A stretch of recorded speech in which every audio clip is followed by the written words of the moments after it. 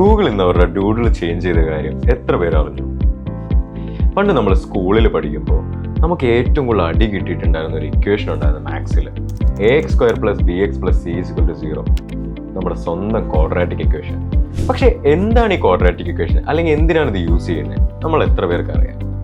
ഒരു ബോൾ അതെങ്ങനെയാണ് താഴേക്ക് വീഴുന്നത്, അല്ലെങ്കിൽ ഒരു കർവ് എങ്ങനെയാണ് അതിന് മൂവ്മെന്റ്സ് നടക്കുന്നത്, അല്ലെങ്കിൽ ഒരു റോക്കറ്റ് എങ്ങനെയാണ് അത് മുകളിലേക്ക് പറന്നുയരുന്നത്, ഇതെല്ലാം പ്രെഡിക്റ്റ് ചെയ്യാൻ യൂസ് ചെയ്യുന്ന ഒരു ഇക്വേഷനാണ് ക്വാഡ്രാറ്റിക് ഇക്വേഷൻ.